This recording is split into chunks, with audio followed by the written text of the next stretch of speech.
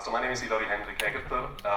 In my day job, I'm the managing director of a testing consultancy called House of Test. Our motto there is Rebels of IT. We try to do things a little bit differently. Then in my spare time, I work for a non-profit organization. I'm the vice president of the Association for Software Testing. You can talk to us about that. We have a booth here, and so we'd like to get into discussions with you. Then also I'm a lecturer at a technical university. There is a postgraduate degree course in software testing that spans over 2 semesters, and this is what I also do in the rest of the spare time. Then also the title that I'd like to assign myself is I'm a humanist, and I'm going into humanism a little bit later on as well, and why that's so important. Right. My name is Proegler. I'm a director of software testing based in San Francisco for a company called Metadata Solutions. We have offices also in New York and London. I'm the president of the Association for Software Testing, and I may be best known for organizing the workshop on performance and reliability, which is a peer workshop. We're doing our 28th in Marseille next month. And I've chosen the title of Skeptic. Good. Oh, that's your part. This is my part? Okay. So an agenda to help us focus for today. We're going to talk about the difference between humans and machines, or is there a difference? I don't know. Let's talk about that. Common language, metrics and measurement. The way that your brain works is actually a super interesting thing to study. So as I've learned more about software testing, I've started studying the philosophy of knowledge. We'll talk a bit about that. We'll talk about context, and we're going to leave some time for questions, some additional time, so that we can hear your comments. Yeah, so this is the real agenda. So before you had kind of the menu structure of our talk, and so what we have a beef with is that software testing is a field that it's filled with a whole variety of misconceptions and errors in our view, and we'd like to address some of those while we go along. So also, I mentioned that I'm a humanist. So humanism is a philosophical and ethical stance that emphasizes the value and agency of human beings, individually and collectively, and generally prefers critical thinking and evidence over acceptance of dogma and superstition. So what I would like you to do during all the talks here, including ours, is to be very critical and make up your own mind of whether or not what we're saying makes sense, or if it's dogmatic in any way. And I want you to apply that to all the other talks as well. See whether or not you see some superstitious behavior by other talks. It's quite interesting to apply a critical mind and not just think because people are standing on the stage that they have rented the truth in the world. So we're not here as a messenger of truth, we're messengers of opinions. Although we find that our opinions are well grounded in evidence and science. Cool, so I would like to set the stage in that direction. So be critical, also don't believe everything we're saying up here.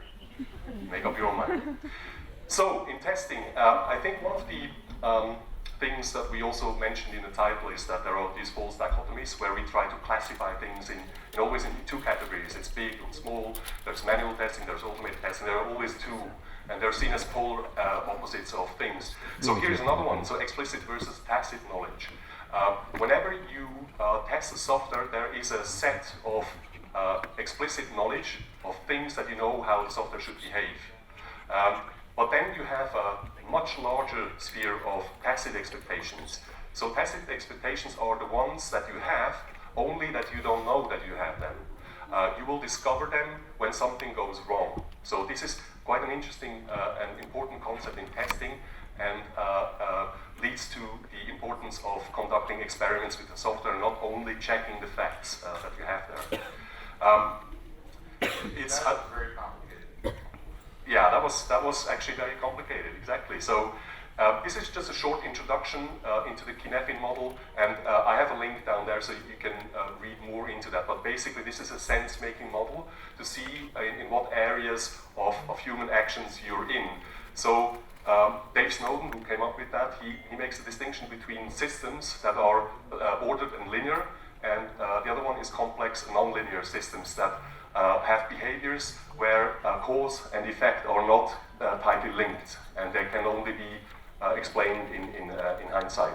So in testing, you have a lot of things that are in the obvious area. These are things like if I do a calculation 1 + 1, the result will be 2. You don't have to think a lot about that. You can just check it and that's done. Then maybe there is some more mechanisms that have a very clear, ordered linear structure, but they need a little bit more analysis. So these are in the complicated domain. On the other side, on the left side, are all the effects that software displays that you can't really explain or you can't anticipate before, and that's the complex domain. So let's say if you have an example of a complex entity would be a roundabout where cars just go around, where things are just negotiated. You can't anticipate how the system will behave, but it will be in a quite stable status. So a lot of today's testing world happens on this side, and people think that if they just put more effort into making things complicated and addressing it in that way, example of that would be writing very detailed test cases, and if that doesn't work, then just write more of them. Whereas on this side, that's the whole part where you conduct experiments with the software, where you don't exactly know what's going to happen. You don't have a clear anticipation of the behavior of the software, yet you will discover interesting behaviors that might be wrong. So the gathering of information, to me, is a very important part of what software testing is all about. So now, again, we have this distinction, manual and automated, and I reject that model of that. I would call it tool use and the level of interactivity with the software that drives your actions. So whenever you implement anything in automation, these are by their very nature algorithmic, which means that you need to have a very clear understanding and anticipation and expectation of what is going to happen. Then you check that explicit expectation. Whereas heuristics are just these rules of thumbs where you just apply something because you're a skilled person and you can just go along in the software in that way. So the way, one difference between machines and humans, and I really like humans because I'm one of those, but I also, well, at least I believe, I could be bought and I'm not aware of it, and maybe I should just take the red pill or something.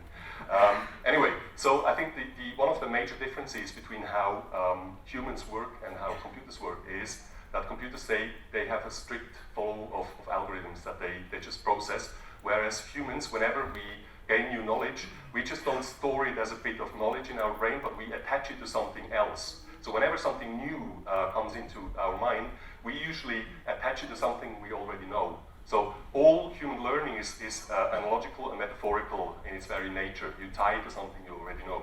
And that's a very important aspect, especially in software, because if you look at the system boundaries of software, it's not a technical entity, it's a human technical entity, because the system boundaries of software include us humans as well, and we do weird shit sometimes. That's what we do. It's just in our nature. So, test automation, what's test automation?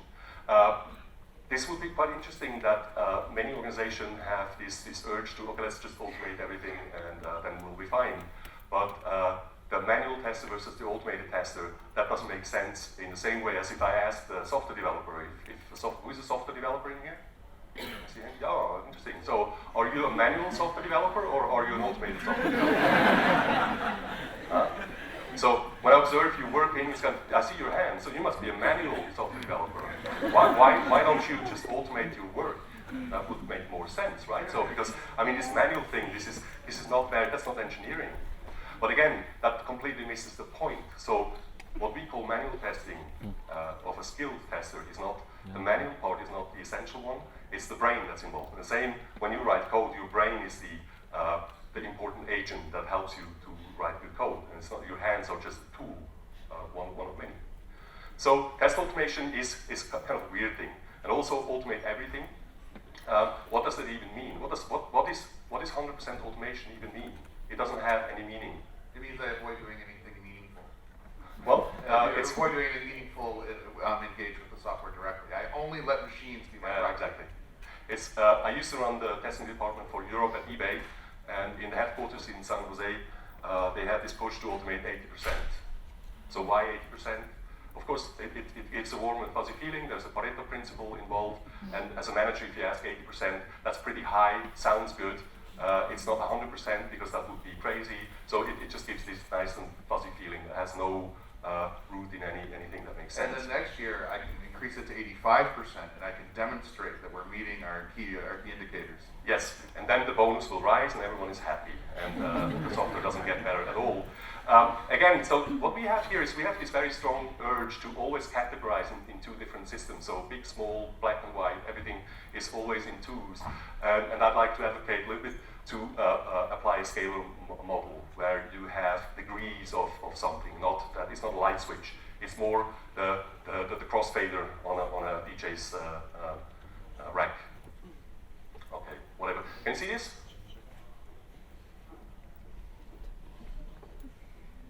So who read this What If I Told You? Almost everyone here, right? So this is a concept that comes into the world by Harry Collins. He's a sociology professor in Wales. What he talks about is the repair function that we have in our brain. Humans don't like to be confused. They want to have clarity and nice structures and everything is sorted. And what happens in our brain when we're confused is we just apply sense. So if we just quickly go back here, I want to show something. Did you see these images here? So did you think they have anything to do with what I'm talking here? But you thought, yeah, there must be a reason. You certainly placed these pictures in the slides because there's some reason, maybe I don't understand it, but there is absolutely a reason. No, there isn't. These are just random screenshots from this is kind of a documentary from the 50s, and I just took screenshots randomly, and in no particular order, I just pasted them in there. So what you did is your repair function was in play very much. So you thought that it probably has some link, maybe I don't quite get it. I assigned the meaning that the space programs are sort of the birthplace of computer engineering and programming. Yeah, it's utter bullshit. I guess I made it up. Yeah, exactly. So that's what we do. Anyway, so here we just make a correction of the sentence. It's wrong. We just switch the order of the words, and everything will be fine. So that's what we do. I think my time is almost up. No. I'm good. So a couple of things on coverage. So there are especially managers that constantly ask for, okay, we need this level of unit test coverage, we need this level of coverage, and usually comes along in a percentage. And having been a manager for almost 17 years now, I know that we managers, we don't quite understand things. So when we don't quite understand things, we seek security and comfort in exact numbers. And as soon as we have something like, okay, 80% coverage, we feel good. 82% is even better because it has more preciseness in it, and much better is 82.37. So if you have, after the comma, if you have some digits, it gives the illusion of precision. It's really nice, and for us managers, it gives us a very warm and fuzzy feeling. We feel informed, although that doesn't make sense at all. Now, my point here is that whenever you talk about coverage, your reference of your coverage is not the software itself in its dynamic behavior. It's always a model of the software and not the software itself. So you build a model and you compare whatever you're doing to that model and not to the software itself. Now, that has some implications in the quality of models. So if your model is crap, then your coverage expression will be crap as well. So you can't avoid that. That's, I think, something that needs to be kept in mind. Confusing the map for the territory, or reification, if you want to use the fancy word. Yeah. There was once a plane crash, I think, in the Andes or somewhere, and they had a map, and they followed the map, and they came back to civilization. It just turned out the map was not from this area at all. So what happened there, the people actually didn't follow the map, they just thought they were following the map. But it was a map of a different geographical region. It's quite interesting. Good. So now again, common language. So how should we call things? So my background is in sociology, linguistics, and software engineering. So I have a linguistic thing, and linguistic has always been very dear to me. That's why I like your place here, because you have your own alphabet. And it's beautiful. It's very nice to see that. Anyway, it's a good idea to, when we talk to each other, that when we use an expression that we clarify what it actually means. So if I talk to you about my end-to-end automation, then it's probably a good idea for me to explain what do I mean with end-to-end automation. I've seen real-life examples exactly on that example, end-to-end automation, where a whole group talked about that concept, and each single person in that room had a different mental model of what that means. So they agreed, or they were completely in agreement, although they talked about vastly different things. That was just fascinating. So, a little jump into how languages work, and especially some groups of people that assemble dictionaries. So there's the Académie Française, and then there is the Oxford English Dictionary. So This is applicable to France. So it is a bunch of old white men that declare how French works. So they write their dictionary and they tell the French people, okay, this is how French works. And they don't consult, they are just wise old men, or they think they are, and they just declare that. Except that the French people, they don't care about all that. They speak however they want, and they will have their slang words that are in no dictionary at all. Whereas the Oxford English Dictionary is an assembly of observers. So OED just looks out into the English word, okay, how is it spoken out there? And if something catches their attention, they just add it to the dictionary. So the English language is just growing organically, while this one is just a dinosaur that is petrified in stone. And it becomes super irrelevant. So now about the common language.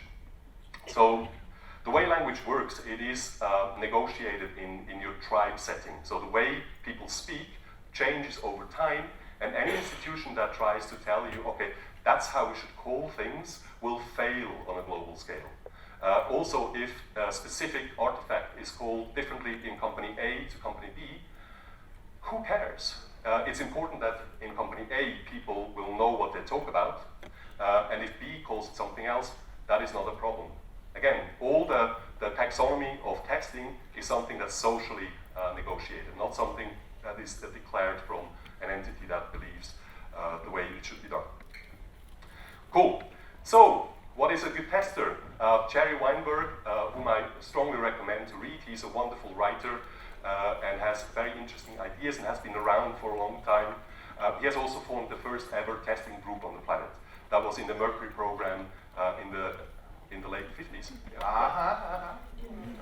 Maybe your pictures did mean something. Say again? Maybe those pictures did mean something.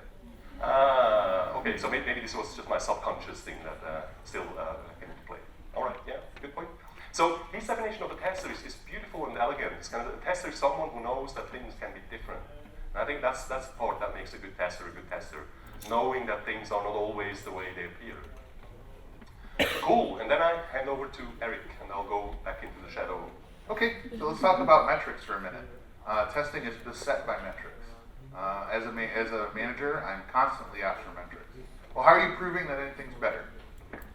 My first question I always ask is, okay, in this release we found fewer bugs. Is that good or bad?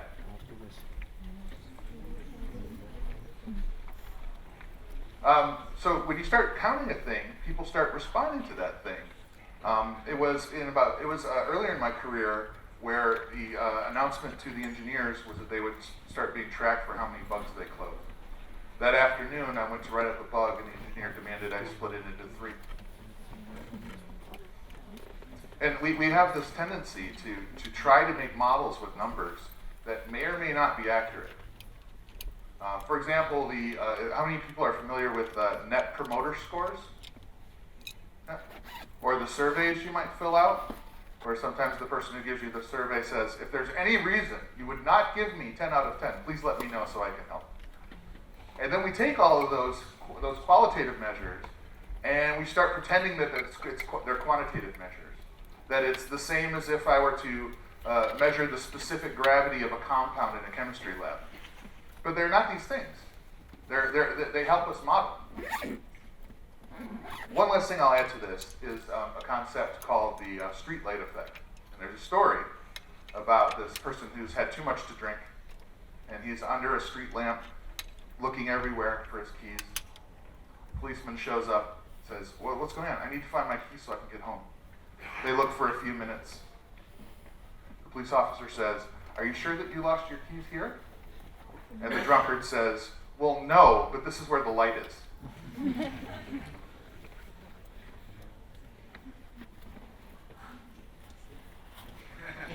So what's happening here?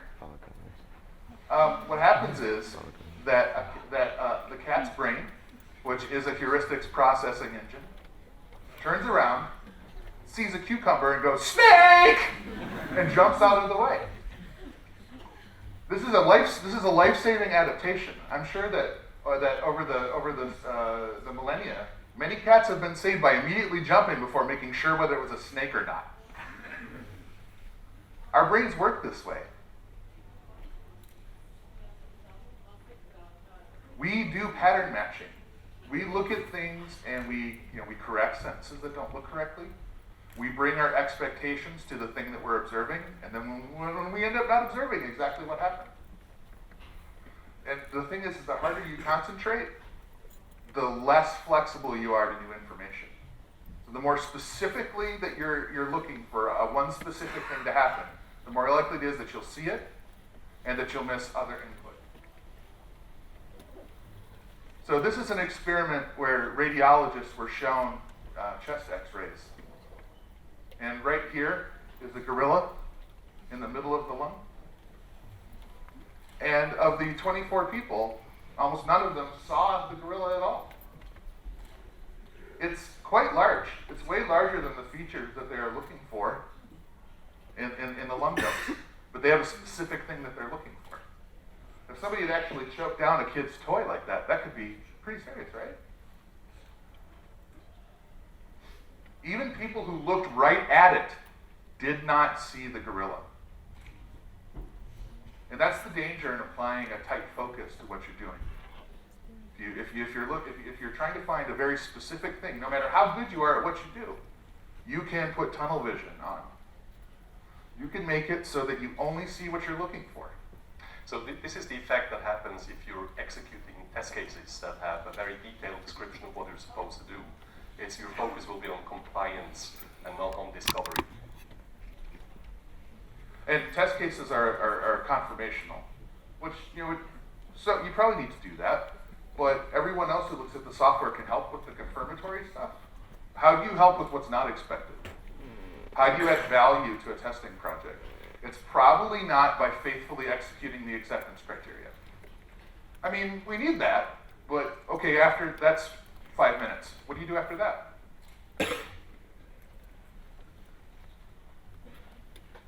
Again, the harder we concentrate, the more that we miss.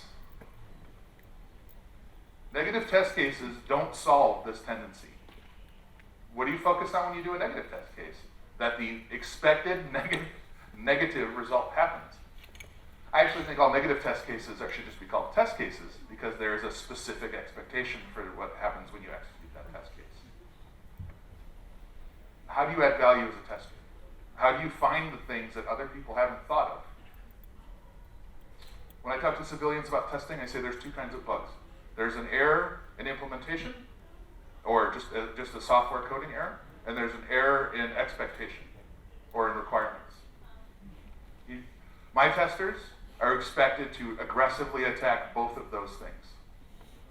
And so they spend a lot of time in an agile context examining the stories that they're working on, trying to make sure that what the customer will receive is something that will help them. And this is where the tacit knowledge comes in. It's not spelled out explicitly in the acceptance criteria that the software will look nice and not make random jiggles and won't suddenly crash. We just understand that this is a thing that we need to look at. So I'm going to talk about some dogma for a minute. The dogma of context-driven testing, which is that there really isn't any. So I'll take these first two together. There is no such thing as a best practice. There are practices that have worked in certain contexts. I've been around the testing world a long time. I never have received my ballot where I get to vote on what the best practices are. I mean, has anyone ever asked you to contribute to some body of knowledge? I've been eagerly waiting in front of my telephone. It never rang. So I find that best practices is an appeal to a non-existent authority to demand that you do a specific thing because the person who is advocating for that thing is making a claim to an authority that does not exist. It's not best practices, it's the practices that which I am the most comfortable with and most aware of that I would like to do again now. It's kind of like if you ask a developer, what's the best programming language? 9 times out of 10, you're going to hear the programming language that they're the most familiar with. What's a better phone? An Apple iOS device or an Android phone? How are you going to answer? Whichever one is in your pocket. Well, this is easy. It's the iPhone.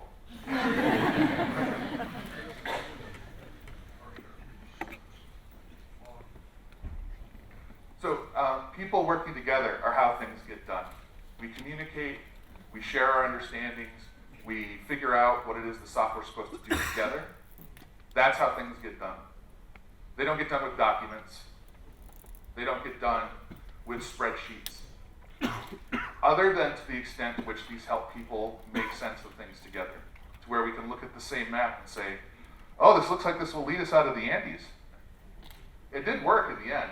They had something to think about the problem of how do I get out of here.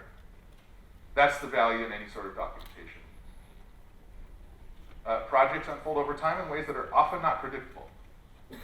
So one of the problems I struggle with at my job is that the process for estimation is we start out with some feature, we break it into the technical stories we think we know how to work on, and at that point, when we know the least, is when we make our commitments about how long it will take. That's pretty foolish, but that's the way big program planning works. These estimates, I've gone and tracked them, and there's a lot of literature about this. They're anywhere from maybe slightly longer, but it's usually 4 times, 6 times, 8 times how long it will take to actually deliver something. Yet the people working together on my projects have decided to have this common hallucination that, oh yes, we'll implement this feature, we'll implement this feature, we'll implement this feature, that'll take about 2 months. What do you say? Feels good. Yeah, let's go with that.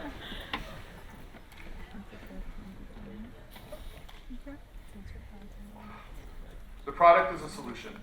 Somebody's paying money to have their problem solved. They're not paying money for the stored labor value of bits. It's not like buying gasoline or coal. In the same line, any documentation is not testing, it's a secondary work product.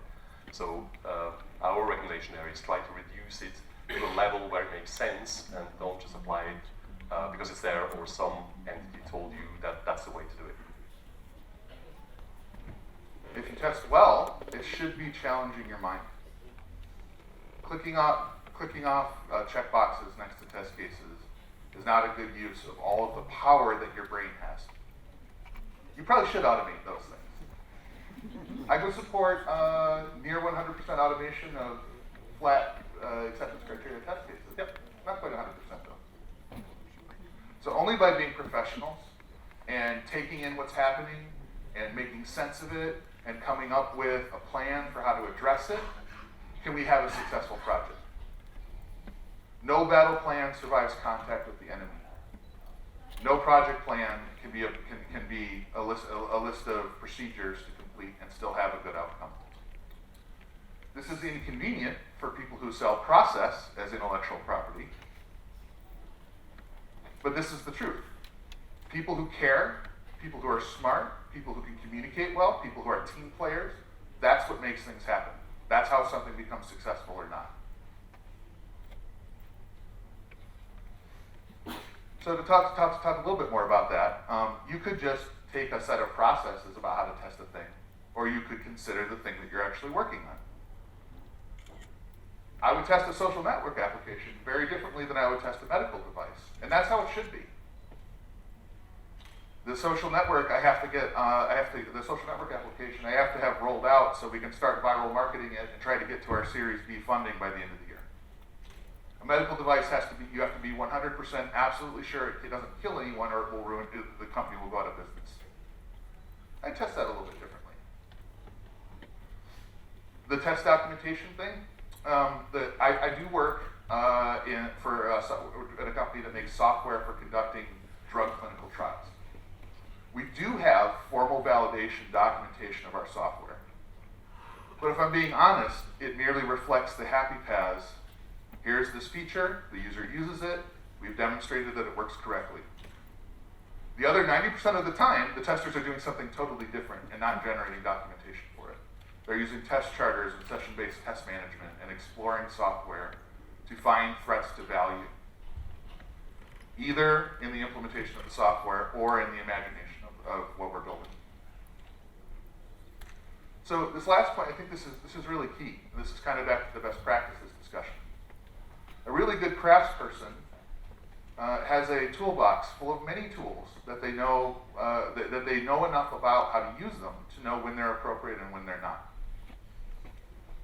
Everyone's heard the expression: when you have a hammer, everything you see is a nail. When you have an industrial quality process, everything you see is a series of test cases. So how about some conclusions, or what we think the conclusions are? Because shortly we're going to turn it over to you and ask for your feedback.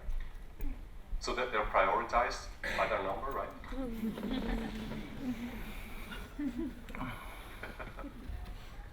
So, this is probably the most important point we want to make, is that your mind is a wonderful testing tool. And if you can manage not to hobble it and put blinkers on it, it will do wonderful things in helping you find issues with software and helping you make better software. I didn't go too deep in on metrics, but I'm always suspicious once I see metrics. Where did those come from? What does that measure? What about this case? What about that case? Well, in terms of metrics, you can very much guide how an organization functions, and you can make it almost infinitely dysfunctional. So that's the beauty about metrics. If you want to make a showcase of a truly dysfunctional organization, metrics would be the tool of choice. So basically what you do is you create metrics that are opposing each other. So testers have metrics that will give them more bonus, and the same metric gives less bonus to developers. These are beautiful things and social experiments that you can conduct. And one of the problems with metrics is that usually things are measured that are easy to measure. And what's never done is whether or not this quantitative construct has any validity to the quality question you're asking. So the very important thing is that any metric you put in place is quantitative by its nature. And the thing you're actually evaluating is, do we deliver good quality? And it's not a trivial thing to have a metric in place that will inform you about that. And any specific number or any specific goal, again, like this 80% coverage or something, they're arbitrary. They're not rooted in any common sense at all. Well, I mean, it feels good. It feels like most, but not all. Yeah, numbers are psychologically satisfying, including across cultures. 3 is quite popular. 10 is perfect. Everybody loves 10. That sounds like a good number. Another thing I'll say about metrics is you can use them deliberately to motivate behavior that you want. So in a shop where the unit testing isn't quite where it should be, we have deliberately set 80% unit test coverage is the goal. And now developers are writing more unit tests and being more thoughtful about it. I don't actually care what percentage they get, but I'm using the lever that we're measuring this to get them to do better work in that area. So I think we should offer an alternative to that. I think just give some guidance on, let's say, unit test coverage is good. So, but what you should replace 80% is, so the 80% would be the part that's easy and fast to do, and not the important part. So I would make it a cultural thing where you say, okay, we need to cover all the big risks and the essential parts in our software, and these should be covered. And but how do we know what the big risks are? Somebody tell me so I know what to do. Working together in a team, conversing, having discussions, having debates. I think that would be healthy, just to find out, and just foster a very strong quality mindset in the whole team. So the best practices talk. Hopefully you've heard this before, that there are people in the testing community who have skeptically examined these kinds of claims and realized what they really mean. So I would urge you to think about if somebody is telling you what a best practice is. That's just their opinion, man. They don't know. There is no best practice that we all agree on. The actual most useful practice for your context is going to be the practices fit for your team. And that may be based on what it is that you're comfortable with. It may be based on your experiences and your knowledge. Perhaps you will say, hey, here's a thing I understand pretty well. Why don't we try that? I should do that by describing the benefits. I shouldn't do that by saying, this is a best practice that has been proven to be effective across many organizations. You want any more on that? Well, it's just on the last point that you shouldn't buy simplistic recipes. So I'm from Switzerland, and we have Roger Federer. You might have heard of him, the tennis player. Yeah. So guess how he got really good at what he's doing? he's been practicing it for decades. So that's how Roger Federer got good at tennis. The thing he didn't do was kind of go on a three-day instructional course where they explained what a tennis racket is. That's not how he got really skilled. So a skill is a different thing than knowing something abstractly. So the way you get better at what you're doing is by practicing your skills constantly.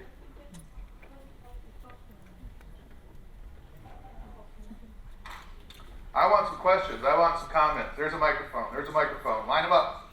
Let's hear from you.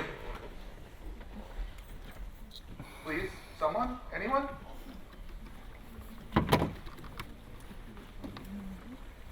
Challenge us, disagree. Yes.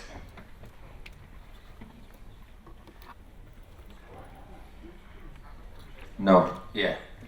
As I've seen everything you talked about, this basically comes with years of experience, like in 10, 15 years. What's your suggestion, what's your advice of incorporating all these ideas into training entry-level testers? So one point there is that if you have a very junior tester, someone who's really new in the field, pair that person up with a more experienced tester. So I very much believe in the apprenticeship model, where you have someone who's a journeyman or a master, taking someone in their guidance and kind of walk them through. So what then will happen is, these are socialization mechanisms that are in place, that their knowledge will transcend over. And the knowledge of someone who's really, really skilled and an absolutely fantastic tester, you can't write down what that person knows. The knowledge of that person needs to be experienced. So I think that's one of the ways. Another aspect would be to bring groups together and have some testing sessions together, and each to each other explain what they're doing and kind of trying to get more ideas from other people, kind of sharing through demonstration. So that would be one thing. I think currently in the market there isn't any, so you can't study software testing at the university level. You can't have a master's degree in software testing yet. I hope that someday that will happen. And testing in the software engineering field usually is taught very much on the confirmatory checking level, which is unfortunate. Although I see signs that is going to change. But you can't teach testing by just handing a paper that has all the important facts on it, and then they become really good. That's not how it happens. Does that answer your question? Yeah, absolutely. Thanks. Yeah, one more question from my side. You talked about the team that should achieve the quality, and team should talk to each other and do some debates. How is the process for achieving this? So, how team should act, how it should be organized? One thing I've seen work well is a concept from the Agile world called work agreements, where essentially we stop long enough to talk about the work that we're delivering.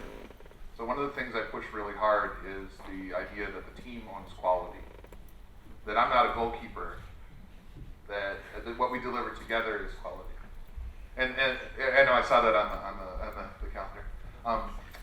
Yeah, and if one of the ways you could demonstrate this, I was just thinking about today, is I'll show somebody the dashboard for a Lada and the dashboard for an Audi. Quality is very perceivable, is it not? And they could both be functioning perfectly well, yet one is much better fit for purpose for its users. Or not.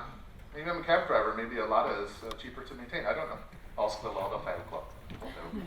Did I answer your question? Yeah, Mark? I already got the mic. So first of all, very much enjoyable presentation. Thank you for that. Thank you.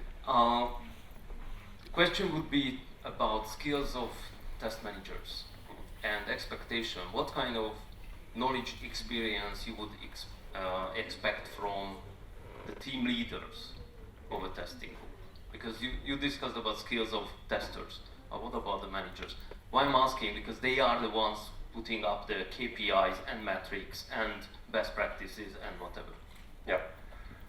I think just a healthy level of humility from managers would be a good thing. So again, I've been a manager for a long time now. I'm also a consultant. So it's a combination of two really deadly things, where I've become a person that doesn't know how skill is applied anymore because I've been a manager. So one aspect that managers should follow is that when they become managers of teams, they will lose their applied skills. And the awareness of that should lead them to transfer the how to the team, so how they solve the problem. So it's better to hand over, okay, here's a problem to solve, please find a way, instead of micromanaging that process and setting up some KPIs. So KPIs are, this is business school bullshit, complete. It's absolute rubbish, it's useless, and it drives behavior. So you will get exactly what you want, but what you ask for, but it's not what you want. So that's the problem with KPIs.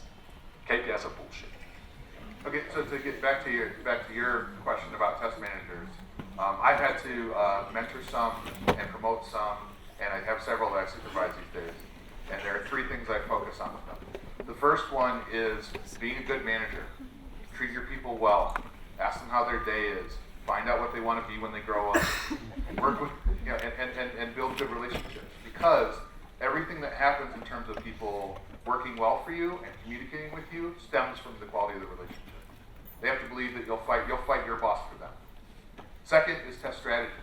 And this, as Ilari points out, this can evaporate a bit, but can you look at a testing problem and break it down into, these are the highest risks I see, these are lower risks. And, oh, by the way, team, you participated in this, and here's what I've seen so far to help do some planning. This is when we'll do regression testing. This is our approach for performance testing. This is our approach for security testing. So I'm looking for that kind of skill set to think about testing holistically. But maybe the most important one is the ability to report on testing. Lots of great testing takes place that isn't properly explained and nobody does anything. It's possible that if you do testing and no action takes place, was it worth doing? I mean, probably if you reduce risk, but without some effective mechanism for taking the knowledge learned from testing and turning it into information that can be consumed by stakeholders, what are we doing? I know that most stakeholders just want a checkbox and don't really want to hear it, but you can still give them some good information. Bug advocacy is about communication. Feedback on story design and requirements is about communication. And I'm okay with a tester who needs to put the headphones on and be left alone. I'm not okay with a test manager in that role. Well, maybe one tip, if you're exposed to such a thing that they ask for KPIs and for a 50-page project test plan and all that stuff, go one step back and try to ask questions. So critic questioning, kind of try to dig deeper into what the manager actually wants and what the purpose is, and then offer alternatives. And sometimes this can be very powerful, because then the manager gets the impression that you're actually also thinking about how to solve that problem, and you come up with alternatives that you think are better, and that leads to a discussion, and sometimes it's really good. Ilari's best practice is to complain about KPIs. Yep. Oh, sorry. Yes. Yeah. You need to get to a microphone. There's one down here. I could just speak loudly. This woman's there ready first, though. Oh, okay. Yeah. Sorry, just a question. You say that metrics are dangerous, but we know that most companies, organizations are using them and really rely on them, especially on quality metrics. So what's your solution, how to change other minds to not to pay so much attention on quality metrics and that they are dangerous? What need to do? Okay, yeah, that's what Eric said about being able to tell your story and give a qualitative assessment of how you perceive the software.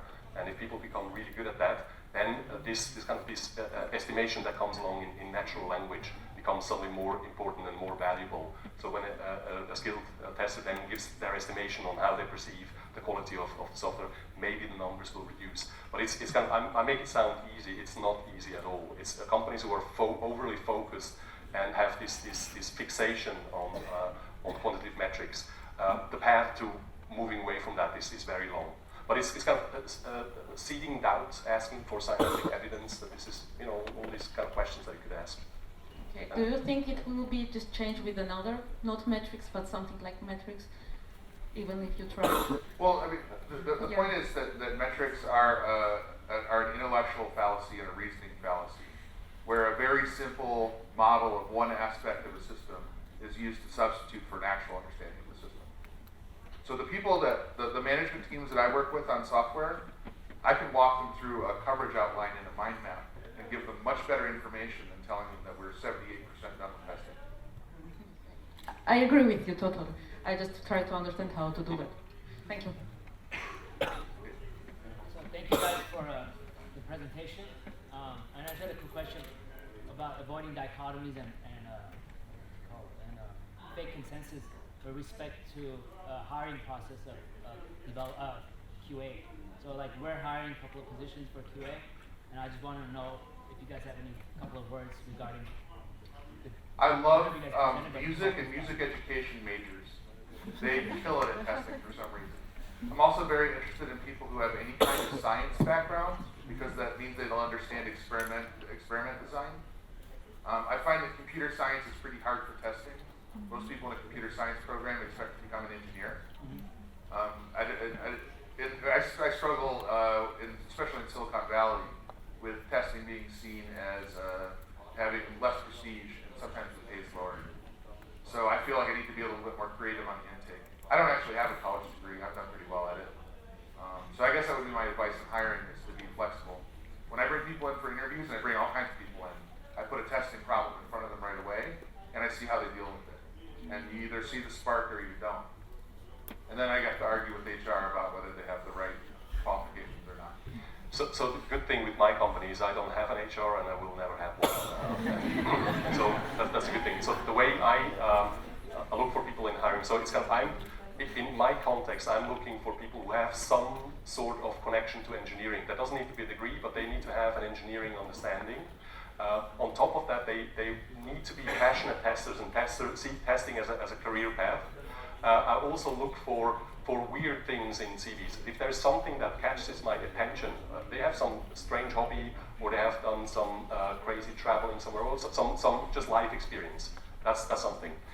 Then a Flexible mind, that's what it's telling me. So I want to have a mind that is expansive and not just overly focused on one thing.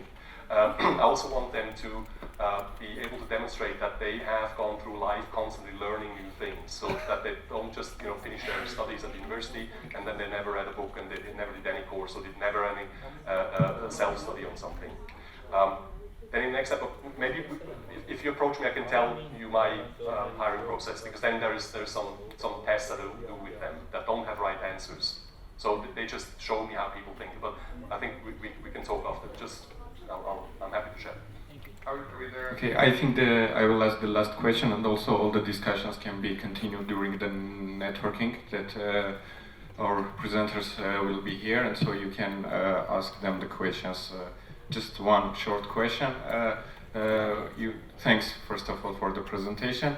I just hear 2 points of views, one from the Ilari, one from Henrik. So first one was the question about the young, how to train the juniors.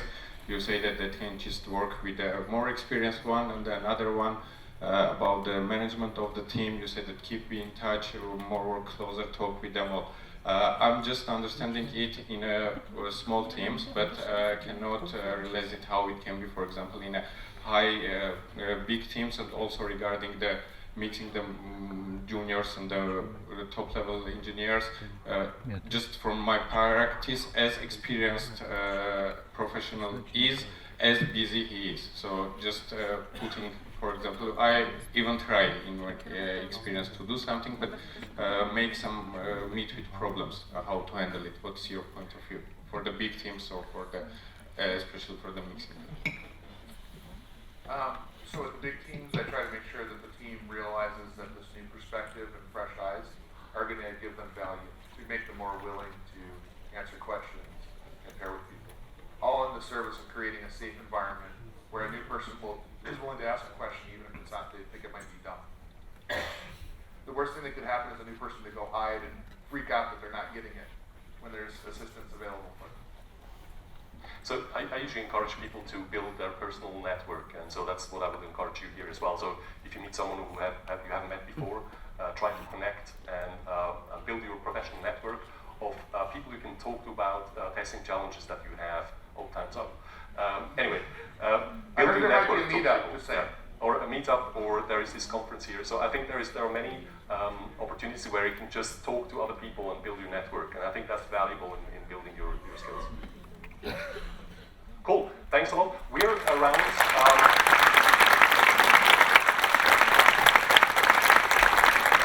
So we're around today and tomorrow. We also have a booth, so that's the ASD booth.